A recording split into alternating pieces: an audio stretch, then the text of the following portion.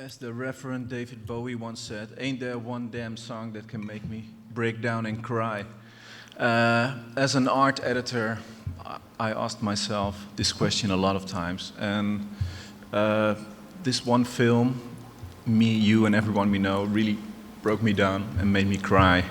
And so I'm very happy that we have the director here, and the writer, and the editor, and the Not main the character. You did everything, didn't you? And Miss July started off as a drama writer, actually, didn't you? In high school, Yeah. yes. And then, and then you turn into a video artist, performer. What was first? Well, yes, I was writing plays in high school and putting them on, and then I started, and they were sort of oddly formal plays. I mean, they weren't as avant-garde as you might be imagining. But then I started being in them, and then I started to realize, oh, I could just play all the parts, you know, and then that's the point where it became more of just my own show. Okay, and then yeah. you needed video because. And then then I added video. Okay, because I remember in the first part of the film, actually it's the introduction, you're doing voices of two people. Right. And I saw that in your video work as well, doing both the female part and the male part with a slightly lower voice. Right, I know. Yeah. I'm actually so bad at doing, you know how some people are like really good at doing different characters? I only have about 3 different ones, and I just kind of recycle them. Yeah. Yeah. So when I'm one is you? performing. Well, there's sort of an array of women, and then there's pretty much just one man he's gotten more intelligent over the years. Yeah. Okay. And what's he like? What's his job? It's I mean, it used to be just to be the guy, you know, but I've become With a capital? Yeah, capital G guy. But I've since become more interested in men, and he's gotten more complex. Glad to hear that. Yeah. Okay, and well, it is an unusual step, being a video artist and making a motion picture, and then becoming a writer. But actually, you were always writing, I guess. Right, I was always writing dialogue. I mean, those dialogues between men and women, and, you know, in which I was doing both parts, I was still, God, it seems like the sound quality just went way down, but maybe that's we have a nice echo. To me, Maybe it's an old church. It is, I think. I see a crucifix over there. Yeah. Okay, I don't understand the ceiling at all. Okay, I won't look up. It's too confusing. So I was writing dialogue for quite a long time, and never the parts in between dialogue in stories. But then right around the same time I started writing the script for Me and You and Everyone We Know, I think I was basically just interested in telling stories more than I had been before, real like actual narrative arc and stuff like that. So I was writing stories and trying to figure out how to write the script, and sort of thinking that I would try to publish this book of short stories long before I made the movie, but it didn't happen that way. I made the movie, and thank God, because no one would have published it, probably, if it wasn't for... You needed the fame of the film? I don't know. I guess it just would have been hard, the way the film itself was hard, to get the money for. But it's much easier to write a book than to make a film, financially. Yeah, it always seemed to me, though, that it would be harder to make a bad movie than that was too many double negatives, whatever. It seemed less risky to me, actually, to make a movie creatively, than to write. Like if I wrote and it was bad, it was going to be so obvious because there's so much good writing out there, you know, and a lot of good writing by women. Yeah. And not so many good films. Not so many good films, and just very few films by women in general. I mean, I wasn't this calculating, honestly, but I think I did so want to write that I made sure that I could do other things well first, just in case I failed at this. I would be able to handle it, you know. Okay. Shall we read a story to these people? Okay. Which one would you like to read? I know, right? While eating, we didn't. We were going to resolve this, and then we didn't. Because I like the longest the best, but it's too long. Then it's after 12 when we finish. Let's see. Well, okay, this would be horrible to recreate the indecision that I was having earlier. Maybe you could do it aloud. So. The indecision, just to make it more interesting. Yeah. Well, I was going to say maybe the boy from Liam Keon, because you know the John Adams woman would like that because she has kids. I don't know. That was my actual thinking. Because there's a kid in it, right? Yeah, you know, and. But it's the neighbor kid, so. Yeah, you know, actually, I'm going to read that, even though it's tame, and I realize I should take advantage of the fact that it's okay to read sexual stuff in this country. But I know. I'm sorry. I just haven't read that one. You regret writing it. Do I regret writing it? Yeah, I thought you said I regret that one. No, I didn't. Sorry. What? Okay, so I will read that, 99, because it's not that long. Okay, 99. It's still really good, even without sex. I mean... Is there sex in it? There's no sex, no. Oh, okay. We can have enough sex in this country, so... Yeah, have sex on your own time. Yeah.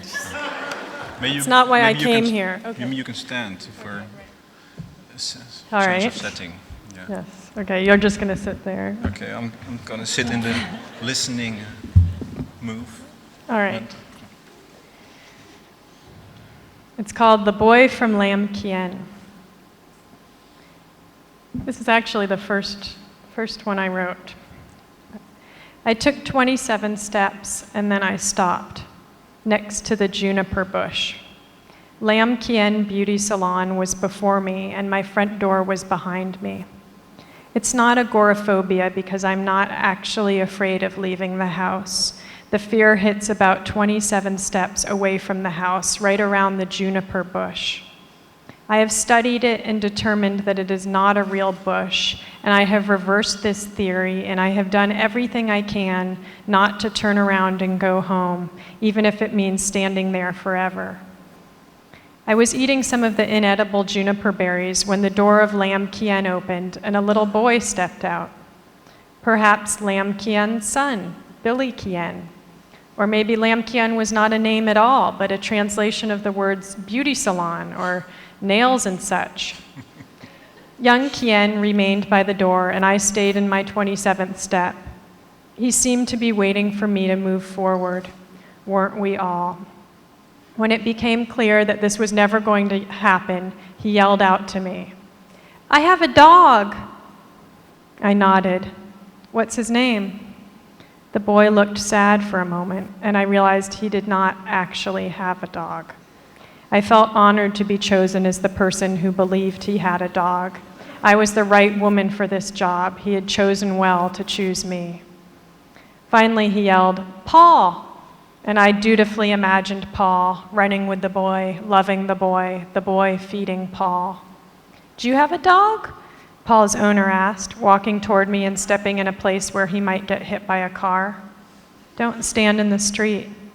He walked over to me, stood before me, did not judge me. "Do you have any pets?" he asked. "No." "Not even a cat?" "No." "Why not?" "I'm not sure I could care for a pet. I travel a lot." But you could get a very little pet that wasn't very hungry. I knew all about those things that weren't very hungry. My life was full of them. I didn't want any more weaklings who were activated by water and heat but had no waste and were so small that when they died, I buried them only with forgetfulness.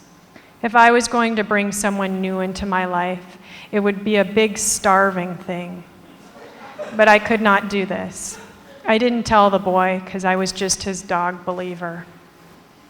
What kind of pet do you suggest for me? A tadpole. But this will grow up to be a frog. I can't have a frog in my house hopping all over the place. Oh no, it won't. It's little. But you'll need an aquarium. But it will become a frog. No, it won't. That's another kind of fish. What kind? A minnow. I let it go. Inside me, next to the place where the boy played with his dog, there was now an aquarium holding one tiny tadpole with no appetite. It swam back and forth, feeling perpetually ready to hop, ready for the air on its back, ready for tremendous, fantastic change. It swam forever, and Paul never died, but the boy and I were changing even as we stood together. The boy was growing bored, and this was a form of growing up. I was getting depressed, and this was my own fault. It was a beautiful day, and someone was talking to me of his own free will. But I could see the end in sight. The boy's shirt had cartoon characters on it, and the cartoon characters were leaning away from me. They were taking a step back as the boy stepped forward. He stood right in front of me and pinched my arm and said, "Can I see your room?" Such relief. Even the pinch was good. I understood completely about needing to hurt someone at the same time that you are giving them something. It was wonderful to have an excuse to go home so quickly. As I shut the door behind us, I took a moment to wonder about the law. Laws about showing children your room when you don't know their names. But I did know the name of his imaginary dog. I felt I could say the name Paul without admitting I knew he wasn't real. When the judge told me the boy didn't have a dog, I would act very surprised, disappointed, even hurt. I would cry a little. Perhaps the boy would be sent to jail for lying to me. I looked at his amazing tennis shoes and knew he would be able to handle it. I, on the other hand, have never been able to convincingly wear athletic gear, and prison life would kill me. He walked around my living room, touching things that had once meant a lot to me but now seemed beside the point. I own many pieces of abstract art. He touched the art with his fingernails. He picked up a book that was lying on the floor and held it in the air between his two fingers. The subtitle of the book was "Keeping Love and Intimacy Alive in Committed Relationships." I was working through it, word by word. So far I had done keeping and was just starting on love. I was worried that by the time I got to committed and relationships, I would have forgotten keeping, not to mention alive and all the other words. He carried the book like this, between two fingers, into the kitchen. He carefully laid it on the corner of the kitchen floor, and I said thank you, and he nodded. "Do you have any eggplant parmesan?" I said I did not. We moved into the bedroom. He sat on the queen-sized bed and kicked off his shoes and then lay back with his arms and legs spread out like a star. I straightened my brush on the dressing table and quietly slid my hair gel into a drawer. I didn't want him to see I was the kind of person who wore hair gel, because I'm not. Really. A friend left it here. Wouldn't that be nice if I had a friend and she brought her hair gel over and she left it here? This is what I would say if I was asked, if he opened the drawer. "You should get bunk beds, then you would have more room," he said, while pretending to be sucked down into the narrow space between the bed and the wall. What would I do with more room? He now stood impossibly between the bed and the wall, a place I had never thought to clean. "You don't want bunk beds?" "Well, I just don't see the need for them." "You can have a friend spend the night." "But this bed is so big they can sleep in here with me." He gave me a long, strange stare, and my mind bent like a spoon. Why would anyone want to sleep in the bed with me when they could have their own bunk, like on a ship? I asked him if he thought they had bunk beds at Mervyn's, and he said he thought they did, but that I should call first. While I was on hold with Mervyn's, he opened the drawer on my dressing table. I blushed. He took out the hair gel and quickly squirted a large amount into his hands and quickly pushed all his shiny black hair straight back and looked in the mirror. He looked like he was standing in a strong wind. We smiled at each other because it was such an incredible look. Mervyn said the bunk beds were only $499. The boy said he thought this was a very reasonable price. He said he would pay $1 million for bunk beds if he had $1 million. We walked back to the front door because he said it was time for him to go. He said this apologetically, as if I would not be able to live without him. I said this was for the best because I had a lot of work to do. When I said a lot of work, I moved my hands apart to represent all the work. He stared at the space between my palms and asked if I played the accordion. I could feel the accordion between my hands and how impressed he would be if I said yes. I said no, and a pillow fell off the couch by itself.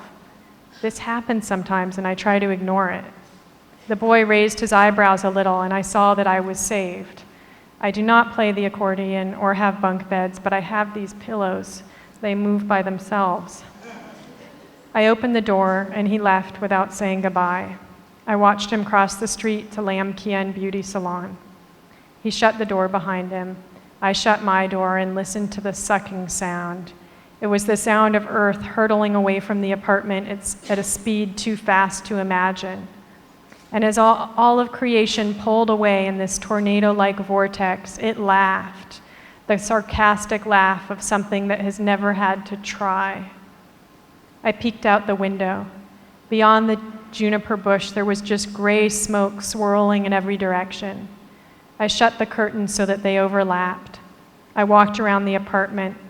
I stared at the book in the corner of the kitchen floor. I put the cap back on the hair gel. The covers on my bed were all messed up. I ran my hand over the topography of the bedspread. There were river valleys and mountain communities. There was smooth desert tundra. There was a city, and in that city there was a beauty salon. I took off my shoes and got under the covers. I whispered, "Shut your eyes." And I shut my eyes, and I pretended it was night and that all the world was around me, sleeping.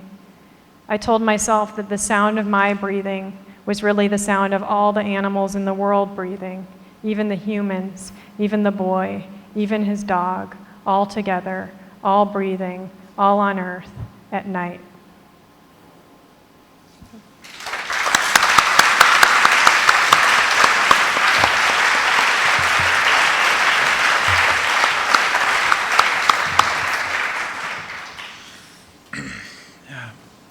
You were standing next to that angel, and I was thinking, you're some kind of angel that's accidentally opened the door to hell.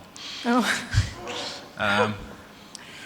There's some kind of innocence and innocence in your stories, and also in the film. Sort of naive view of the world. How did you get that in? I think that's how I am. I mean, I'm not getting it. Although I did think about this, it's like if you're asked again and again, like, why, like, or called like the stuff is childlike or something, and it's like even no matter how hard, there's things in here about, cocks going into asses and whatever, it doesn't really seem to matter. It's still childlike, And I'm thinking this must be a pretty strong thing about me. And then I was thinking, well, instead of just trying to like sort of disagree with everyone in the world, I thought maybe, what is that? And I was thinking about this while I was in a cab in New York, and I realized, I have no idea where I am, and I've never taken the time or to figure out this city, even though I've gone here a million times. And in fact, that's the way I am about my own town and about anything having to do with numbers or maps or pretty much like reality. And I was thinking that was that must have been a choice at some point. And I must have seen that if I went down that road of trying to be as good at growing up as everyone else, that I might not be good enough. I think it had to do with being bad at math. And so I just thought I'd go all the way with my own territory. Okay. That was the thought that I had, that it was actually probably sort of a choice.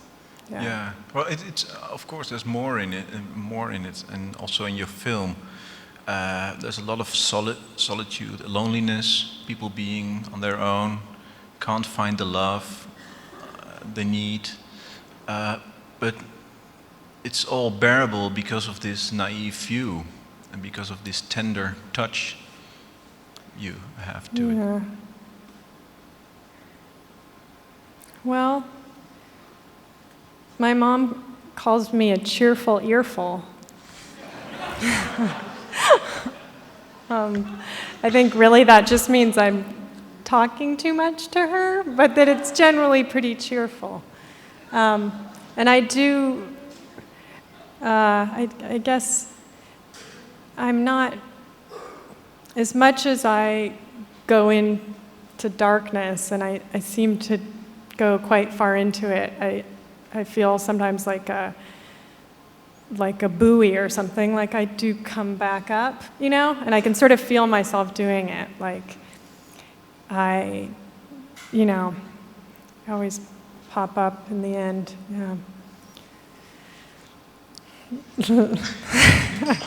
Bad time to get self-conscious, but yeah, okay. I'll drink some water. Yeah. What kind of characters walk around in this book? There's a fair amount of girls or girly women, or women who still have some problems from when they were girls. Can I say that? And there's some older women, and there's an older man. One story about two men. Not a ton of kids, actually. Yeah, don't go thinking that this is going to be like Children's my movie. book. Yeah, there's actually probably no other kids besides this that. is the only one, I think, yeah. So, what's the general problem in this selection of short stories? Well, I'm never setting out to do anything, but in retrospect, I can see that, the stories that I wrote while I was writing the movie are like the movie in the sense that the people are pretty alone and they're really creative in their imagining of other people and how to connect to other people. And I think while they could seem sort of pathetic in their aloneness, I see them all as kind of daring in one way or another. And then the stories that I wrote after the movie tend to be people who are in relationships and who are kind of contending with the complexities of that, yeah. Because in your first film, most people didn't have a relationship and tried to get one, right? And in the new stories you're writing, they already have a relationship. Can I say that? Yeah. Yeah. And there's also this thing about imaginary relationships, that in the fantasy of the characters, they have this big relationship, and it's not real. I know, there's a lot of that. I started to realize I was writing the same story, like the first 7 stories I wrote were exactly the same. So I've tried to split those up in here. Don't go looking for them. And that's the one about the girl who has this imaginary lover, like the shade. What is it? The black shade. The dark shade. The dark yeah, shade. she's raped by a dark shape. Has that ever happened to you? Who returns to her in the form of a not autistic, just a sort of slow teenager. Learning disabilities. Yeah. One would say. Yeah, as a learning disability, yeah. And she's his teacher. He's kind of a child too. But. Yeah, true. Well, Okay. 14, I think. Yeah. So, Okay. read that one. Yeah. Okay. Okay. Well, let's talk about you as a person. Oh. You started writing very early. About 14, I think, or even writing earlier. the plays. Yeah. Yeah. I wrote one trilogy at age 7 called Lost Child, and then I didn't really write again formally until this. And that was before you were 14. But when I was 7, yeah. Before you were 7. No, I was 7. Yeah. Oh, okay. Yeah. How many pages? Tolkien-like, or? Yeah, there was maybe 30 pages, like 10 pages per booklet. Yeah. Yeah, okay. And the amazing thing is that you really staged the plays you were writing. Oh, you when were I was 14. a teenager, yeah. How did you get to stage them? Right. In school? No, the plays that I wrote as a teenager were really my rebellion from school. Not very wild seeming. But the first play that I wrote was based on a correspondence with a man in prison, a man who had murdered another man. And hold on. How did you get to know this man?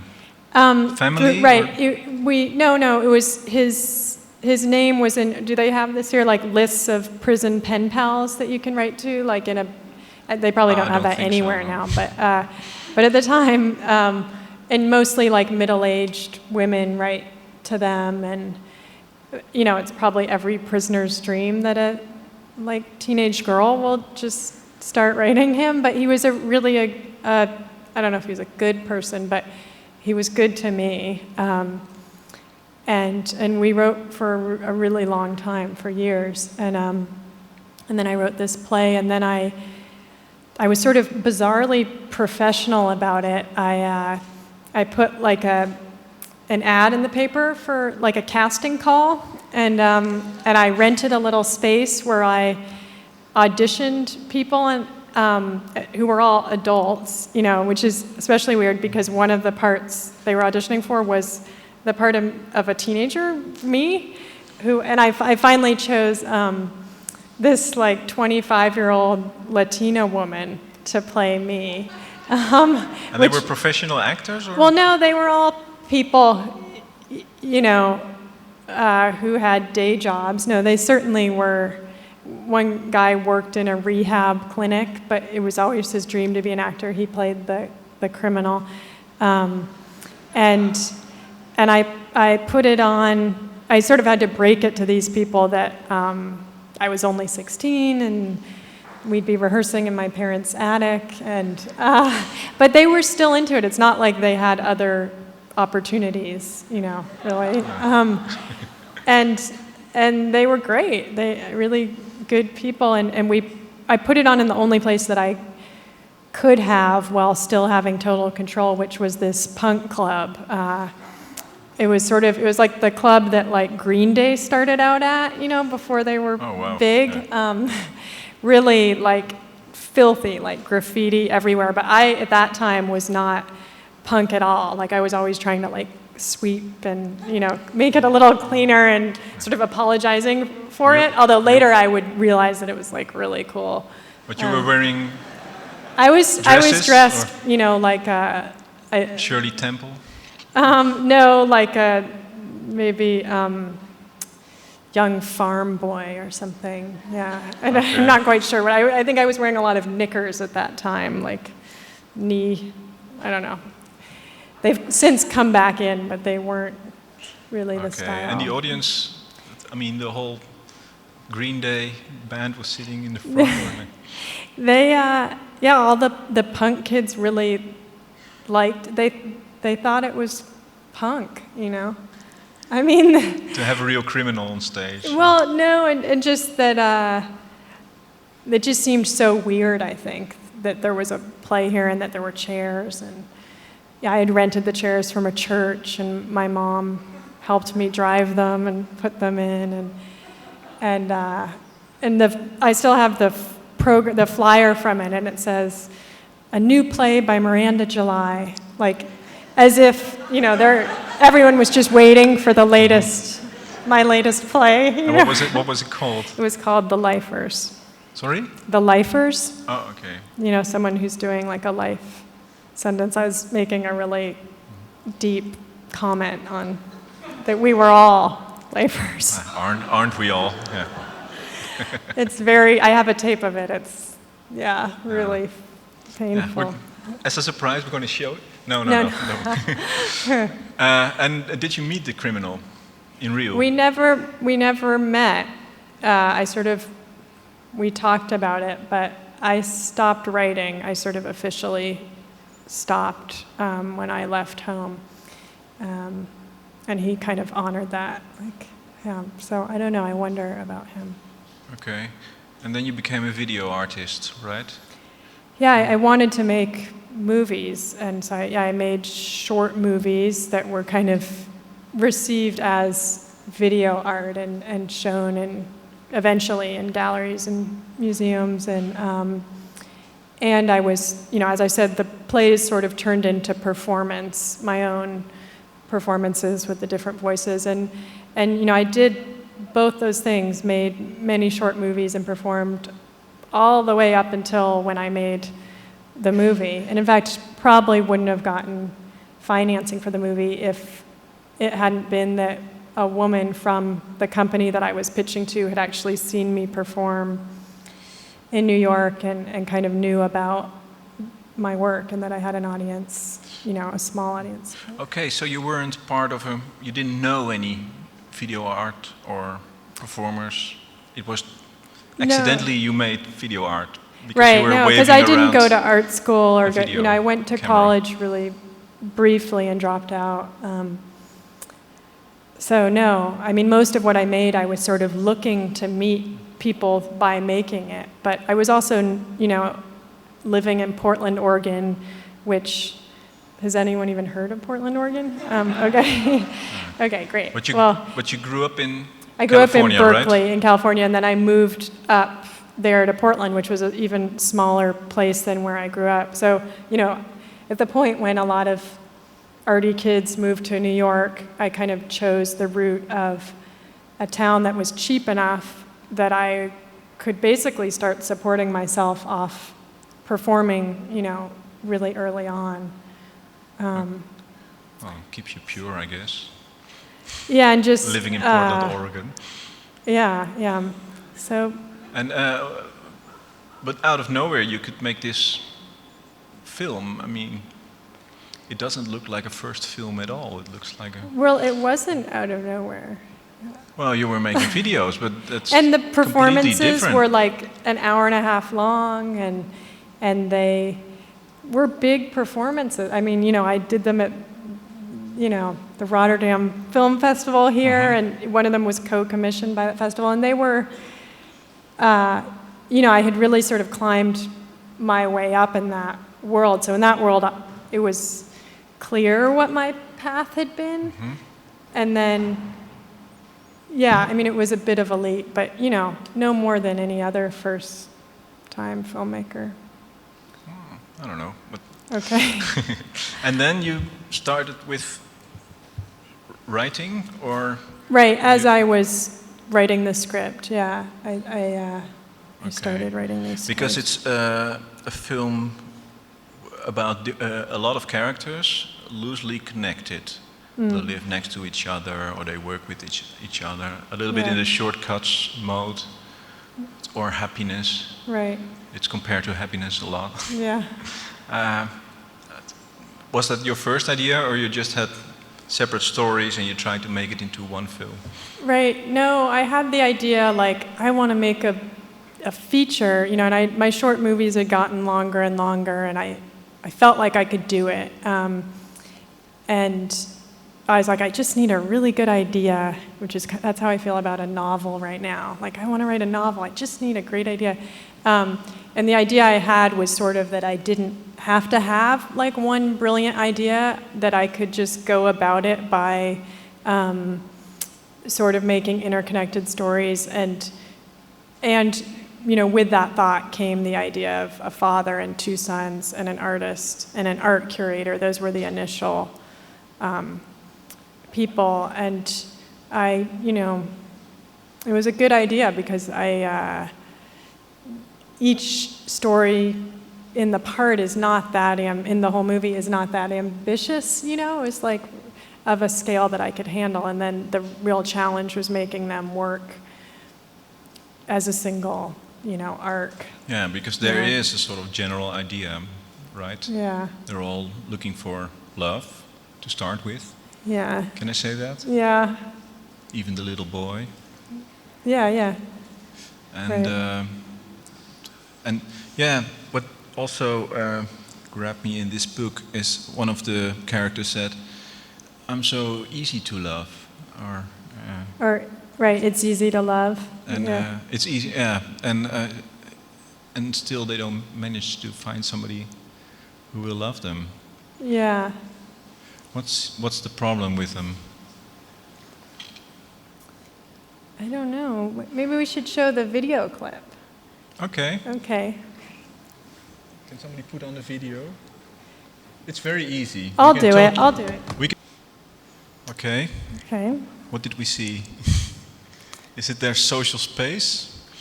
I haven't watched that in a while, and I was realizing, like, at the time I was really into the colored shapes, and those weren't a lot of things I made, but actually the whole thing would be just fine without those. Like, there's so many details in what they're doing. It's, I don't know if you noticed, like, at the very beginning, the kid sort of kicks her or, like, touches her, and she actually spends the course of the whole movie going like this, just, like, totally unconsciously. So it's just, I mean, I think that's basically just a movie about me watching people. It's sort of actually a good example of, good answer to the question, like, where do you get your ideas, you know, that I never know what. I think this one was in the DVD of Me, You, and Everyone You Know. Is that true? Oh, really? Maybe in the one here, not in the US one, but yeah, I was more liberal with giving things out. Because one critic said it sums up the whole movie. Yeah. It is funny how, I don't know, they look like they could be in the movie, but they're real people. And I think right at the end, the guy sees me, because, you know, I'm just standing there actually waiting for the plane to fly home for Thanksgiving. And I'm just trying to cover up the light on the record button. You know, I think he sees me, and then he gets up and goes. Maybe not. He looks at the camera, though. Well, he did it very naturally. Like, he was nice leaving exit. anyway. Yeah. So what happened when the movie came out? Because I guess it was your first movie. It was a sort of, was it meant to be kind of low profile? No, I mean, I wanted everyone to see it. Was it a big budget to spread it all over the right, world? No, right. I mean, I made it for $800,000, and there wasn't, obviously a big marketing budget. It was a very small movie that, basically, if it weren't, is one of those movies that really benefits a lot from film festivals, They essentially were the marketing of it. And it started off at the Sundance, right? At Sundance. And then it hit Cannes, I think. Uh-huh. And you got 4 awards. as I remember. Yeah. And then even Rotterdam Yes. went bananas. Yeah. And did it change your life? This Yeah. success? Yeah? Is it easier to do anything you like now? No, I mean, certain sort of technical things are easier. Like I can feel more sure that the things I make will get to more people. But, oddly, or just you never think about what happens when you get what you want. The first thing I did after the movie came out was I promoted it for a year. So for a year, I just did interviews all over the world, which for someone like me is kind of like my idea of hell. I realized eventually. I mean, really opened not the like door. interviews like this. I mean, no, it would have been nice if We you had don't all believe been you. there, but you weren't there. I was alone and I was lonely, and it wasn't some. I didn't have any friends who I could say like, I remember calling a friend from like a airport in Madrid, just absolutely losing my mind, and she was like, "Isn't it fun, kind of?" And I was like, I could so see how we both would have thought that before this, and the worst of it, I mean, obviously it was a huge gift, and I was really lucky, but I mention this only because it kind of killed my creativity that year. It was, the thing that had gotten me there, this sort of sense of freedom, I suddenly had no access to because I had spent a year talking about it, and talking about what I did and how I did it. And so I, got home and was just so self-conscious I couldn't, for the first time in my life, which just seemed like such a cruel joke, and I kind of had to sort of rehabilitate myself, which I did partly by finishing the book. It was like, okay, well, this is safe territory. No one's asking for this book. No one even knows it exists.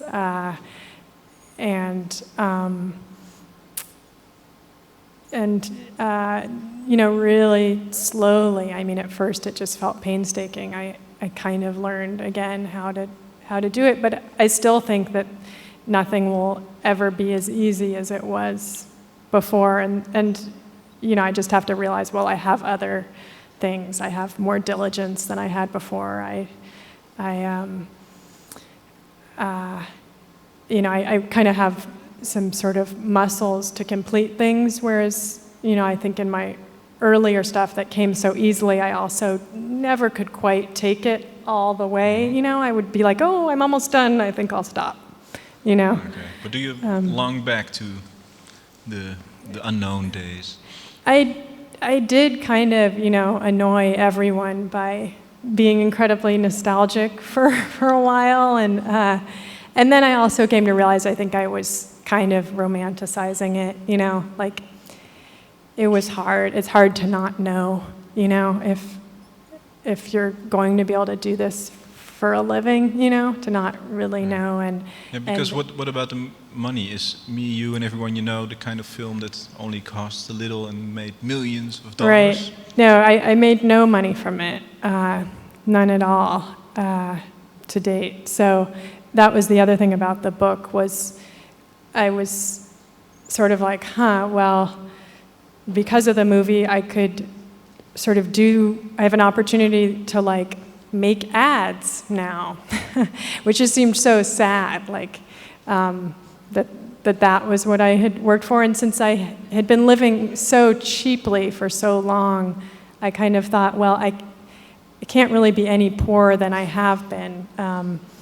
So I think I'll just keep doing things the way I always have, and just only do what I want to, and not have any money. And my thought, maybe if I can finish these stories, I can sell them, and because of the movie, get some money, and that is what I'm living off of now. So the book is about paying the rent.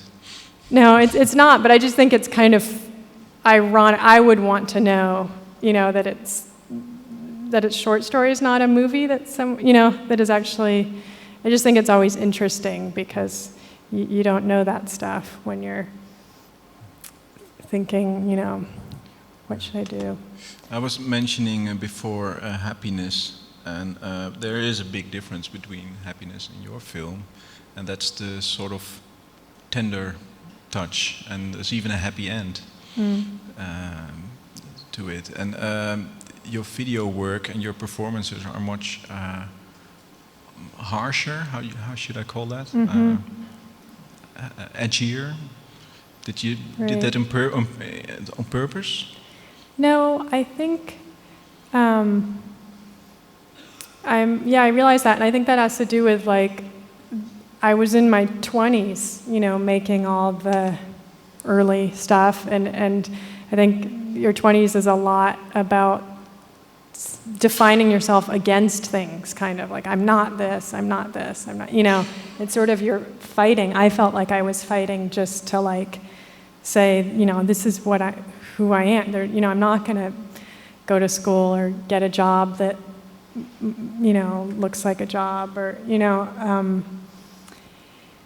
and at a certain point, I think I kind of relaxed and could sort of go deeper and kind of admit doubt in a way that is a little more tender. Yeah.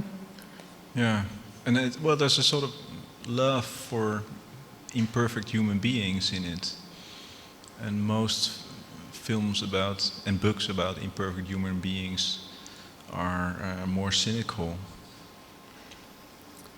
How did you get the cynical part out of it? Yeah, I guess I just don't, they're versions of myself, a lot of them, even whatever the... And you're not cynical? Yeah, and this is the way that I'm quite hard on myself most of the time, but when I'm making things, that's the time when I'm more just interested instead of shameful, or if I am shameful, I'm I imagine someone being shameful and me loving them, or I can somehow see it differently. Yeah. Okay, because they're also very funny. I mean, being funny mostly have to do with being a little bit cynical, at least. Right. Well, maybe I'm a little cynical. I don't know. Just enough. Some in there. Okay. Shall we move to the questions from the audience? Are there any questions from the audience? You can just stand up and do your thing. Oh, there's a mic there. A mic. Right. Yeah. So you can come down. Okay. Oh. Oh, right. Yes. Okay, she asked about learning to love you more.com. So it's a place that all of you can go. It's a website that I do with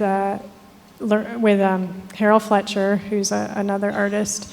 And we started it 5 years ago. We just started putting assignments online, such as write down a recent argument, or take a picture of your parents kissing, or draw a scene from a movie that made you cry, and the TV that you watched it on.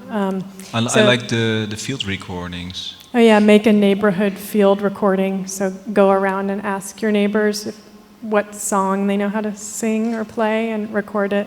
There's some really good ones, and take pictures. We could actually go to it, except we don't have sound. But anyways. What is it? Let me DVD, I think. Oh, it's probably not online, though. Yeah. Yeah, never mind. Well, you can just go home. Yeah, it's sort of how to be an artist. Well, not really. Or artist for beginners. Being an artist for beginners, no? All these things are... No? Because I don't, we're not... some of the people already are artists, and we're not actually... I don't even think we use the word art anywhere on it, But, so anyways, people sort of accept an assignment. There's 63 of them now, and we keep adding them. and then they send in, we call it a report, the finished video or picture or whatever. And there's more than 5,000 reports on there now, and there's a book of kind of the best of that's coming out in October, and in August 24th, in Eindhoven, you all know where that is, at MU, it's a museum, MU is what it's called. We're having our biggest show ever of our Learning to Love You More work. It's going to be really incredible, and kind of in keeping with the spirit of the website, the assignment of curating the show was given to 10 curatorial students in San Francisco, students who are in a program to become art curators. And you know, we kind of oversaw what they did, but they're all flying out to Eindhoven to put up the show in August, and I'll fly out too, and Harold will, and hopefully you'll all come. And I mean, it can't be that far, right? 1.5 hours. Yeah. It's like the wrong side of the tracks, you know. Okay, it is. Okay. But can I call it community art? Although I don't really know what get community art in it there. is then. I mean, I think the idea behind it is kind of like, you know, we're artists, me and Harold, you know, and we're always trying to come up with really good ideas, but we were sort of talking about how the moments where we often feel the most or feel something new, which is kind of the whole point of being an artist, is when we're following someone else's instructions, like when we're, you know, baking a cake from a recipe, or trying to do like a handstand in yoga, or singing a song, someone else's song or something, and that there's actually something about being told what to do that can kind of be a relief, you know, alongside all the other things that you can think up on your own time. And yeah, so that was... But they're all good ideas for an artist.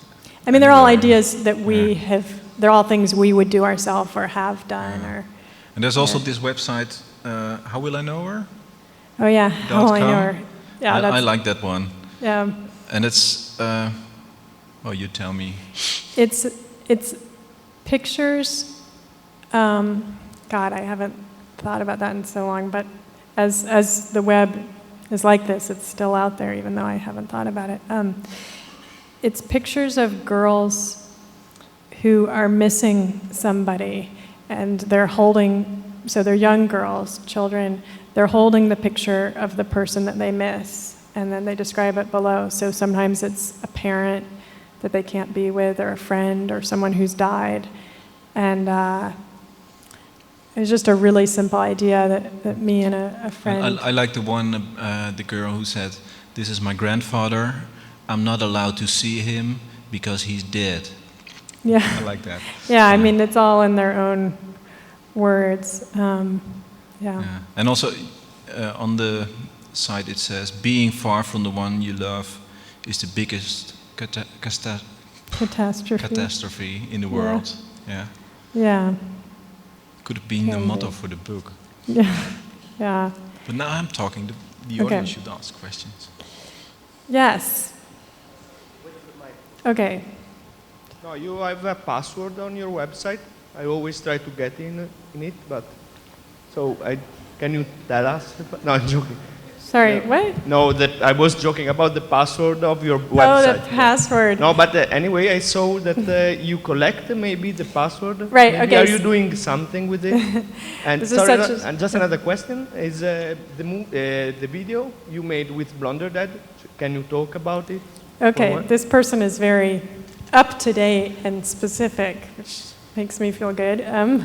So the first time that you go to mirandajuly.com, you have to enter password to get in. But it says underneath, well, I guess since you already said, I can just give it away. But don't tell your friends that any word will work.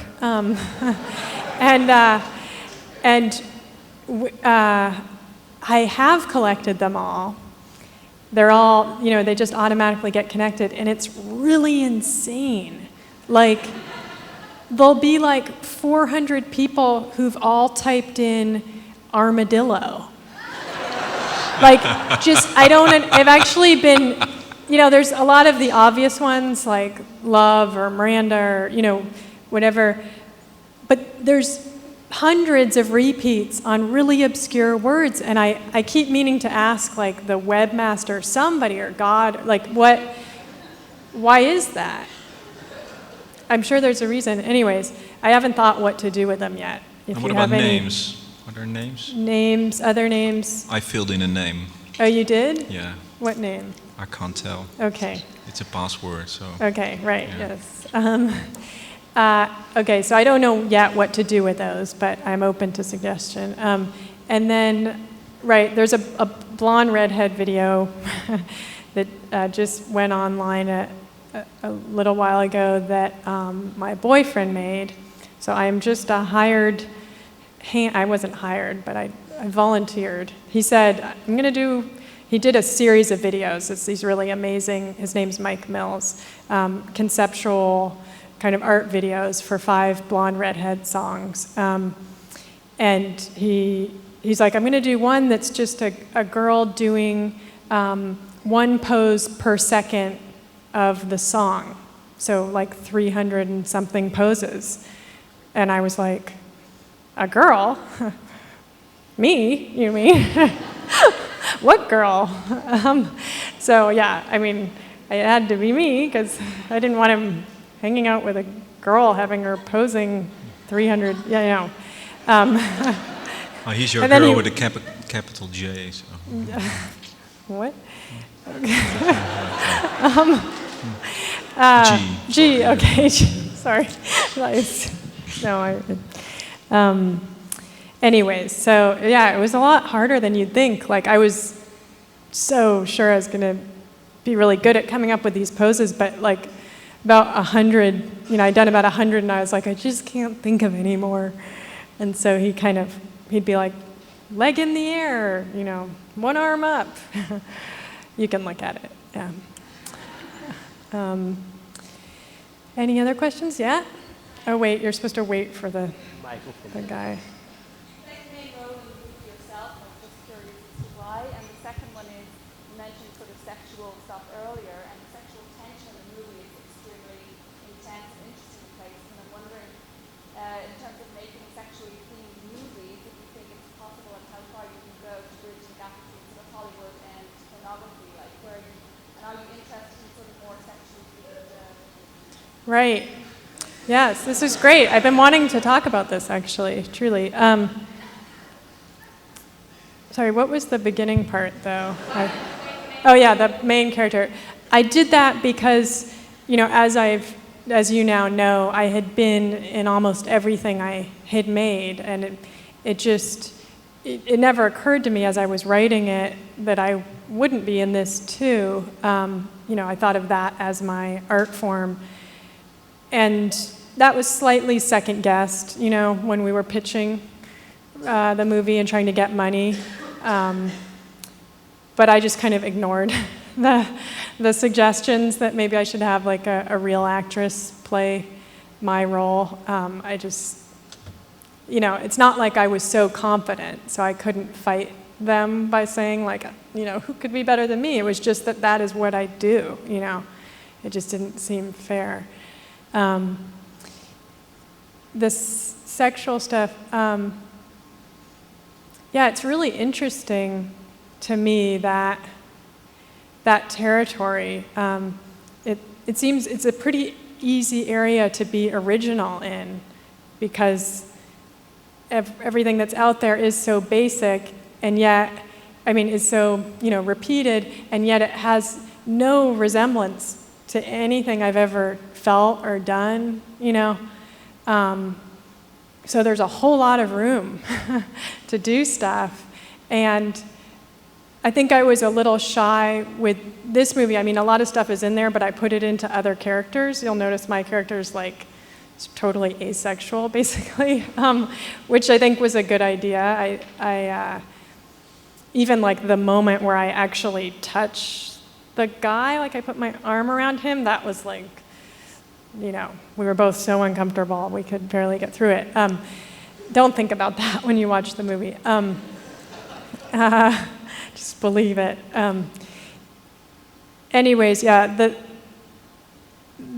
and stuff I wrote in here, however, you know, goes much further than anything I would feel comfortable doing on the screen. And I guess the thing I'm working on now, which makes me very nervous and embarrassed and uncomfortable and all the things, I guess, that you should feel before you know, while you're making something, has a lot of stuff in it about sex in a way, or, you know, as more, I'm taking on more of that territory. It just seems like an impossible nightmare to me from where I am now, but maybe I'll be back and I will have done it. And anyways, it's nice to know someone's interested. Okay. Yeah, the script that I'm writing now, sorry, is in a way, you know, everyone asks, are there children in it? Like full of hope and like practically nodding while they ask the question. And it's really not about children, this movie, and that's really, and I don't even think it's particularly childlike, although it's like me. So it feels... And is it like a big story or small stories connected? It's one story. It's more one story. After I did that one, I remember thinking, God, you know, the real challenge would be to have fewer characters and really try and get further into them and have them be, you know, more complex, and it is hard. Yeah, I mean, there's. So the next book will be a novel. Yeah, I guess, you know, and then I'll just kill myself. I don't know. No, I won't. I just mean, like, you know, it's nice when there's always an obvious challenge ahead. Well, the trilogy. Oh, you've been there. Right. Okay. All any right, questions? maybe just one more. I don't know how we're doing on time. I don't want to wear you all out. Over the course of your career, you've kind of moved across disciplines and, you know, kind of broken through some boundaries, I guess, by moving from performance art through video art to film. And I'm just wondering, because as an artist kind of starting out, often people ask me, well, what do you want to do? And I kind of say, well, I want to do lots of things, you know. Did you get that question? Did you have an answer for it? Did you envision a kind of trajectory that you would follow, or, yeah? Right. You know, I think when I was much younger, like when I was in high school, I didn't know how wide open it could be. And I think actually if asked, I would say, back then I would have said, well, maybe I'll be a movie director, you know, and I saw it in a kind of Hollywood sense. And then I think I kept that feeling, but I always wanted to be able to do something that I could do now, like do the whole thing now. Like I didn't want to be an apprentice to someone or take a class or do a small version of something that I wanted to do big later. I wanted to do the real thing now. And if the real thing had to be live because I didn't have a camera or any money, then live was great. That was real. And, you know, or, you know, so I think, yeah, and, you know, so that's one part, one answer, kind of.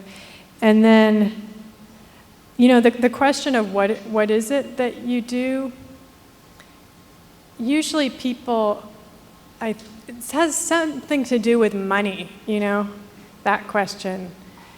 Because the specialization only comes, you know, inside me, it's all the same medium. It's all that comes from the same feeling, but then there's these different industries and they have their own economies and how they work, and, you know, you have to fit into them. But I feel like you really don't have to worry about that.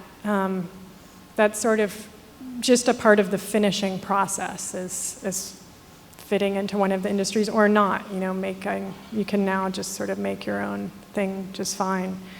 Okay. Yes. Do you have any heroes in art or film? Yeah.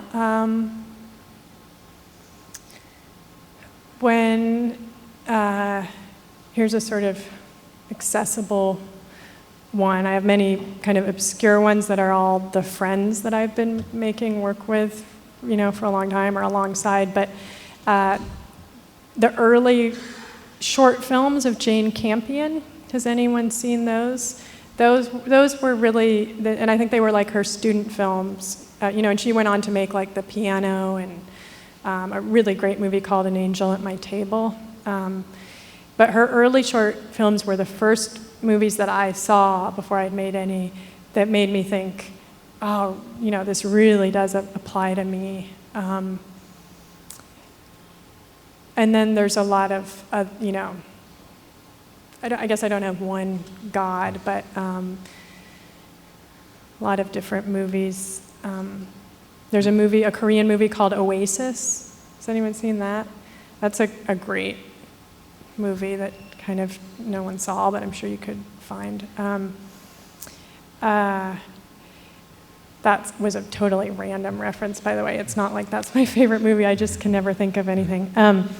Any writers? Writers. I read a lot of classic stuff when I was young because my parents, though I'm not very educated, my parents are, and I read a lot of like Dostoevsky and James Baldwin and Flannery O'Connor and then a lot of contemporary fiction, Laurie Moore, Rick Moody, Judy Budnitz is a short story writer. It's really great.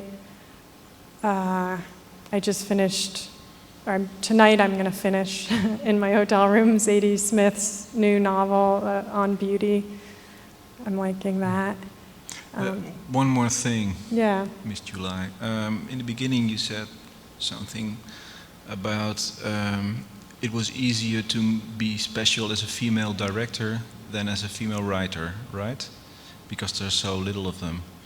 It never occurred to me that it is special to be a female director, but it is, isn't it? And how can you say? I mean, can you see it in your work that you're not a guy? Yeah, I mean. Do it in your guy voice.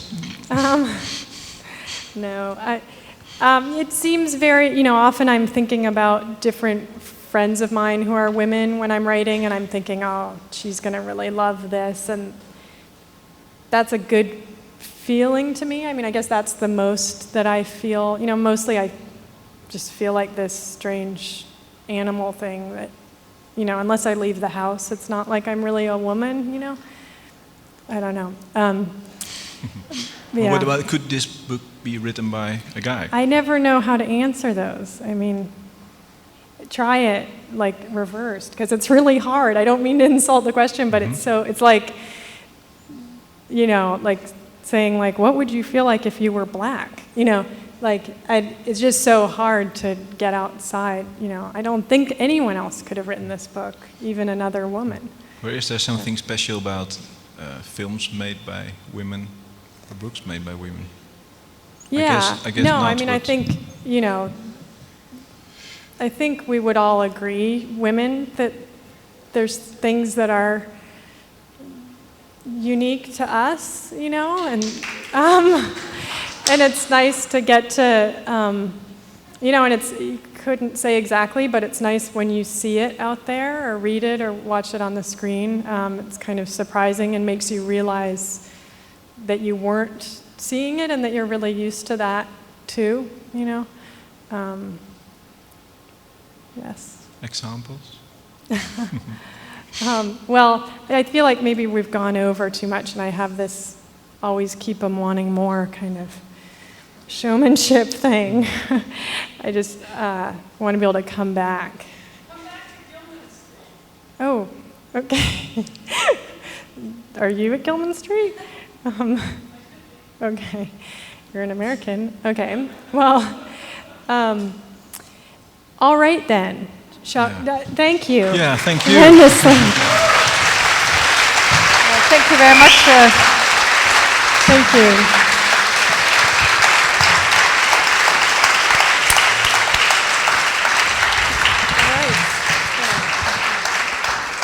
Thank you very much, Miranda July, for your performance and for your reading and for showing your video.